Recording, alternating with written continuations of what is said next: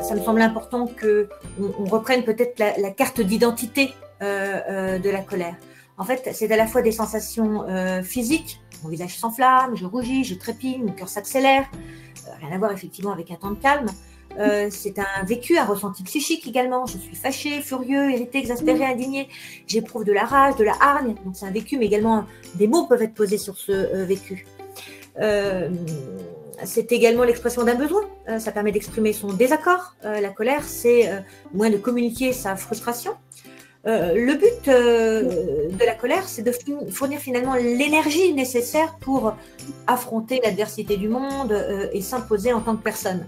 Donc c'est aussi pour ça, peut-être parfois que la perception peut être négative, c'est que l'enfant va effectivement se positionner contre le parent ou l'autorité. Voilà, c'est comme ça aussi qu'il va grandir et apprendre de cette autorité. Alors, évidemment, cette colère, elle permet au plan sublimatoire de se positionner, et donc de s'individuer, de créer, de construire son identité. C'est ce qu'on appelle donc l'assertivité. C'est la capacité de surpasser les écueils et les difficultés pour obtenir satisfaction sans violence ou agression, c'est-à-dire poser son identité sans nuire à celle de l'autre.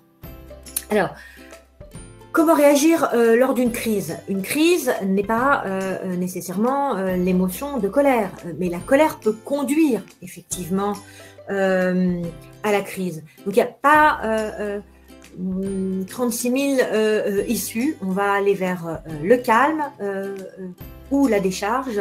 Et dans tous les cas, il y aura les deux dans un ordre plus ou moins distinct, comme là je le présente. C'est vrai qu'en première intention, nous pourrions avoir envie d'entourer l'enfant, de le prendre dans les bras, de lui faire un câlin, ce qui aurait d'ailleurs pour bénéfice de nous calmer également et permettre de tempérer le climat relationnel. Le fait est, c'est que la libération d'ocytocine dans nos deux cerveaux, l'hormone de l'attachement, a une vertu calmante.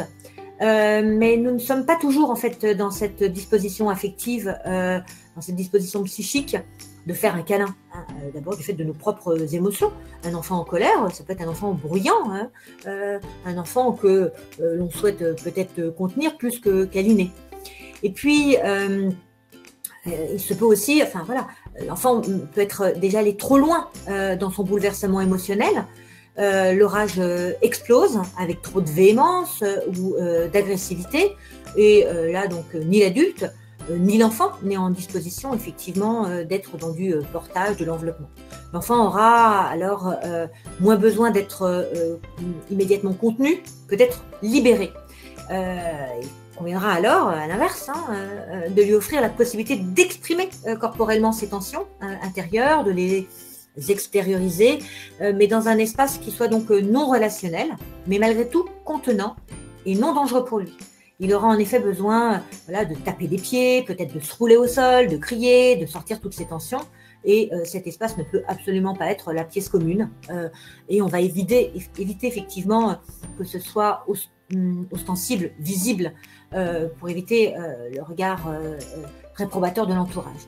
Donc, il va falloir que ce soit un endroit bien défini, mais un espace libre d'expression pour permettre cette décharge. Alors, par exemple, en extérieur, ça peut être un jardin clos, avec pourquoi pas un trampoline, avec des filets. L'enfant peut effectivement s'y décharger. Ça peut être également à l'intérieur, un endroit de la maison dédié à la colère. Nous y reviendrons. Il est important en tout cas de souligner que la possibilité d'exécuter des gestes coordonnés va aider à la connexion entre différentes zones de son cerveau et lui permettre de réguler ses émotions. Tandis que des mouvements un peu plus désordonnés, d'agitation, par exemple si l'enfant veut s'opposer aux parents ou s'il se débat. Donc ces mouvements désordonnés vont au contraire augmenter, renchérir l'excitation. Si l'expression motrice est nécessaire avant et pour le retour au calme, certaines activités sont donc plus à même de mener à un état de relâchement des tensions que d'autres. La relaxation se produit de façon effectivement très différente en fonction des enfants, mais aussi du contexte et du moment où le parent intervient dans la survenue de la crise, puisque toutes les crises ne sont pas identiques. Dans des situations où le cerveau de l'enfant est complètement submergé par les tensions, notamment des enfants très sensibles, la présence de l'adulte peut augmenter le phénomène d'excitabilité. Et là, les bras ne sont pas une solution.